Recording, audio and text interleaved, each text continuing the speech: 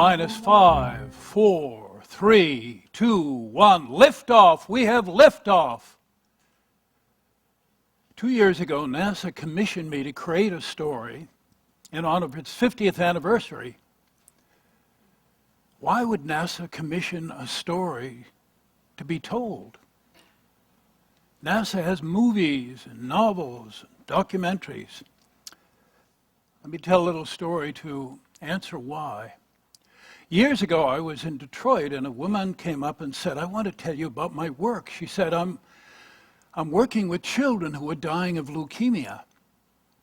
She said, "I was working with Jonathan, 11 years old. Jonathan got very sick, and Jonathan said, 'When I die, cast my ashes on Lake Michigan.'" Well, Jonathan died, and his parents and Charlie, Jonathan's brother, 5 years old, the three of them went out on Lake Michigan. They had a nice old green boat with a motor and cast Jonathan's ashes.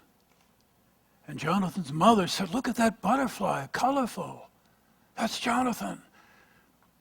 They went out again. Mother said, "Oh, it is. It's a monarch. That's Jonathan."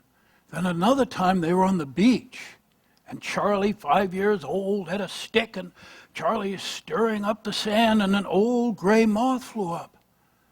And Charlie said, "Look, that's Jonathan, but he's wearing a different shirt." What an image for death, wearing a different shirt. I think that's why NASA commissioned, because stories are very human. And they're the voice of an ordinary person, and NASA wants everyone to know they have a voice there.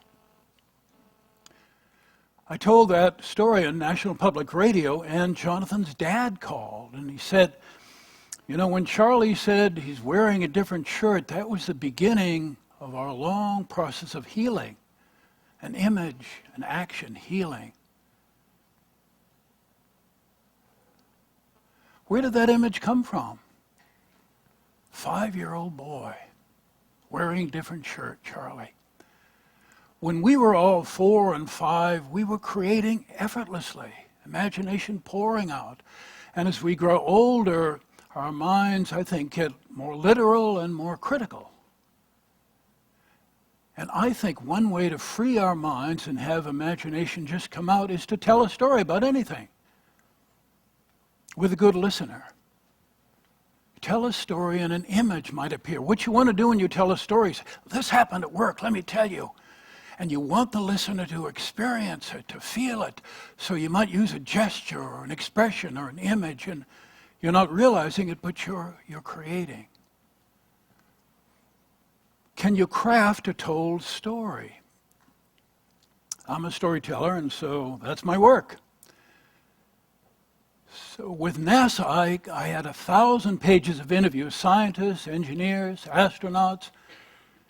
But then I began with a listener, just telling a little scene. And then with a listener, what I want is an appreciation. You know, what's alive? What caught your eye? What caught your ear? What was interesting? That's gold to me, gold. What I don't need, when I just first tell it, I don't need it. "Well, you know, the story's a little rough." Of course it's a little rough. I just tried it. Of course it's a little rough. It's like saying to a newborn baby, you're nice, but you can't walk. Of course you can't walk. It's brand new. Appreciations are gold to me. My friend Doug Lippman has a wonderful book called The Storytelling Coach, and he talks about listening appreciations and suggestions in time. But he has this story about a cellist who desperately wanted to meet Pablo Casals, the great master, and the young man found himself at a party with the von Mendelssohns, a great party in Berlin, and there was Pablo Casals. And Casals said to the young cellist, "Come over, here, play the Beethoven, the D major sonata." And the young man was so nervous, he made a lot of mistakes and felt awful. And Casals said, "Bravo, bravo, bravo, now the Schumann." Young fellow made more mistakes than he'd ever made. "Ah, wonderful, now on and on. The Bach. At the end, he hugged him. Good, magnifique." The young man left feeling humiliated. And he thought, Casals, a great master. He pretended to like me. Years went by. The two of them got together in Paris. They had dinner, and then they went off and they played duets together. And the young man now had the courage, he was well known, to say, you know, that night, you probably don't remember, but you humiliated me. I did a terrible job. Casals was furious. He came over to the cello. Come over here.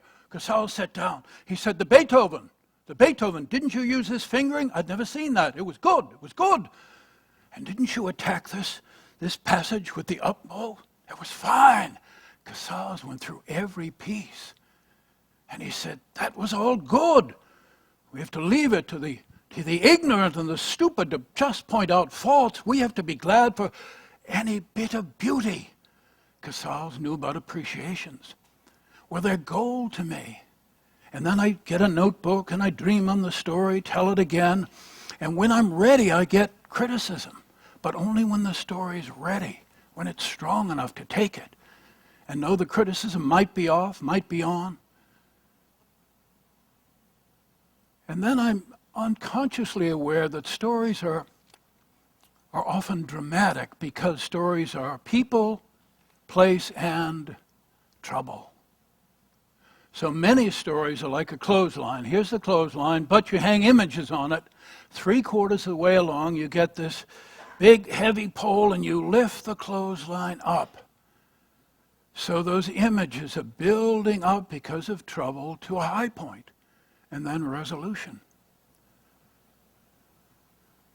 Suppose you were given an assignment to talk about leadership in the context of a moon landing. So you could decide, all right, I'll give a talk, no, I'll give a PowerPoint presentation, or I'll tell a story. I'll have the facts in there, but I may use my imagination to get into the story. So I'm going to tell you a bit of the long NASA story, just about 9 or 10 minutes, of a segment where I use this listener appreciation suggestions. The setting is 1961 when President Kennedy says we're going to send a man to the moon before the end of the decade. So here's the vision. Now the 99% of effort. Now it's July 1969, nobody's landed on the moon. Can it happen? So this is the way I did that segment. I wanted Neil Armstrong to tell a story, so I invented a character he can tell it to. A literary device. The idea is Armstrong is going into a nursing home to talk to an old man who's in a wheelchair, a retired admiral. Armstrong's known him for years, but the last few times, the old man has no idea who Armstrong is. And the last time Armstrong came, the old man didn't talk. The admiral's wife said, give it one more try. Here's the scene. Admiral Armstrong goes into the nursing home. Armstrong reporting for duty, sir. Admiral Armstrong reporting for duty, sir. Armstrong, Navy pilot, yes, sir. Combat duty, yes, sir. Korea, sir. Down to 500 feet North Korea, my wing got sliced off, Admiral. I had to eject. The only reason I'm here, Admiral, the wind blew me into a rice paddy instead of the sea. What's your latest duty? Moon, sir. Moon? Where's that? The moon, sir. The moon. 3 of us, sir. Buzz Aldrin, Michael Collins, and myself. Took us 3 days. But then the question is, could we land on the moon? Never been done. So 2 of us, Admiral. Buzz Aldrin and I, we float into a lunar module. Lunar module? What kind of plane is that? It's an unusual flying machine, sir, very small. Some of the walls are no thicker than a sheet of aluminum foil. It's like a cockpit. Gauges, switches. There's a triangular window for me, triangular window Buzz, circular window above us. So, Admiral, we're standing, harnessed to the floor. Why are standing? 2 seats would weigh 600 pounds. Less weight, less fuel. Or I should say, Admiral, just a couple of months before, Tom Stafford was 50,000 feet above the moon in a lunar module. Wait a minute. I know that name, Stafford. Go to the academy? Yes, sir, Annapolis. Yeah. His mother, did you know that? She came to Oklahoma when she was 6 in a covered wagon. I didn't, sir. Well, it's true. And she lived in a sod house. So Stafford's 50,000 feet above the moon. Why didn't he land? His lunar module was too heavy, sir. Ours was the first light enough to land and hopefully get off. So, Admiral, we get permission to undock. Now we're on our own, sir. This is a powered descent, which means a computer is flying this. We get down to 40,000 feet and we're lurching like a drunk, Admiral, because our radar kicked in and the computer disagrees. But the radar's right, so Buzz is trying to get the computer to accept that information, but we're lurching and the boo, boo! This is a master alarm, sir. This is serious. It could be an abort. Boo! Luckily, there's a young fellow down there in Houston. He says it's a go on that alarm. He's been through this in a simulation. And then, Admiral, the problem snowballed. Our computer is cutting out. Houston's got nothing. The screens are blank. And we cut back in. They get just enough information to keep us going, sir. Down we go. Boop! Master alarm, go on that alarm. We get down to 3,000 feet, sir. We're going slowly now, 48 miles an hour. We tilt over and I can see the Sea of Tranquility. We're going to land, sir. We get down to 1,000 feet and we are in trouble, sir. The computer's flying us blindly into our crater. The crater is big as a soccer field, sir, and it's surrounded by boulders. We're going to bust up, so I take over. I'm flying it. About time, Armstrong. I'm flying this. We call it the Eagle, sir. I get down to 220 feet, and I'm looking for a place to land. Houston knows nothing about this. I've got no time to tell them they know anything about the crater. Buzz has got no time. I've got no time. I find a place. No, it's no good. My heart is pounding, Admiral. 90 seconds of fuel left. Then I find a place, sir. I find a place. 60 seconds of fuel. 30 seconds of fuel left.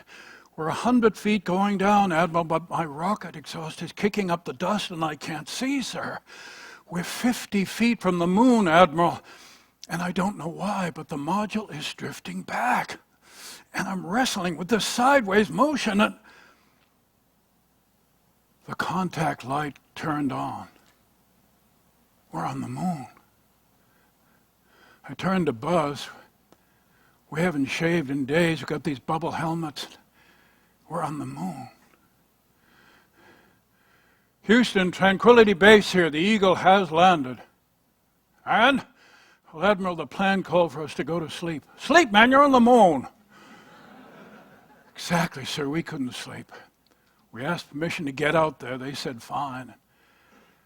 You can't imagine how long it takes. There's a check-off list, and we got to put these oxygen packs on. So I'm doing that, Admiral, and I look up at the circular window. I think I'm going to see the stars and the blackness. And what I see way, way up there, Admiral, it's the Earth. To me, it looks like a silver dollar. It's small, blue and white. It's beautiful. I look out the triangular window at the moon, and it's like a desert, but there's no atmosphere, so it's strangely clear. Then I put on these boots to give me traction, and I thought of what I might say when I stepped on the moon. You hadn't thought about it? I'm a pilot, Admiral. My job is to land and get off. It's not to say things. So finally, I'm ready to open the hatch. I wouldn't want to be on the moon. Why is that, sir? Mosquitoes. No, Admiral, it's a vacuum. I made a joke. You got no sense of humor. I made a joke. Go ahead. So I opened the hatch, Admiral, and I pulled the D-ring, and so the television camera's on, and hundreds of millions of people are watching. I have to back out with the oxygen pack. It's awkward. I go down the ladder, and the last rung is a 3-foot jump. We thought the legs would collapse, Admiral, but we landed so gently they didn't, so I've got to jump. Each of the legs has this big round foot pad. It's like a shallow soup bowl. So I jump down to the foot pad, and I jump back up to make sure I can do it, and then back down to the foot pad. I'm holding onto the ladder. One of the scientists, Tommy Gold, he said, the moon dust could be a mile deep. I don't want to go down a mile. So I put 1 foot on the moon. It's solid. It's one small step for man, one giant leap for mankind. Pretty dull. What would you have said, sir? Well, my wife liked Thoreau. Thoreau might have said, I didn't come to change things, I came to wake the neighbors up. It would have been very good, Admiral, very good. So now, Admiral, I put both hands on the landing gear, and I put my other foot on the moon, and I let go. I took guts. I took guts. It's like learning to walk again because of the 1/6 gravity, sir. You work from the balls of your feet, and then Buzz Aldrin came out. He called it magnificent desolation. I bet Aldrin wanted to step on the moon first. Yes, sir. Yeah, if I'd been with you, I would have slipped you a Mickey. Listen, I'm getting very tired. I'm going to have you go, but I'm glad you came. You're a fine man. One thing, though, yes, sir. Work on your sense of humor. Yes, sir. So that was a segment of the long story. And I had all these facts, but what I used was a listener. And the listener mysteriously drew out this admiral. So imagination was very helpful because, I tell this at a lot of the space centers, among other places, and the listeners think they know all about the landing, but they don't. So what I want to do is lead them in, surprise them, and then they listen. So listener appreciations, they can be gold. And then when it's strong, then suggestions and criticism, but only when it's strong. And those suggestions can be invaluable. So I began telling you about Charlie, 5-year-old Charlie, saying about the moth, he's wearing a different shirt. Imagination. But all of that imagination still lives inside us. And telling stories sometimes brings it out. Thank you.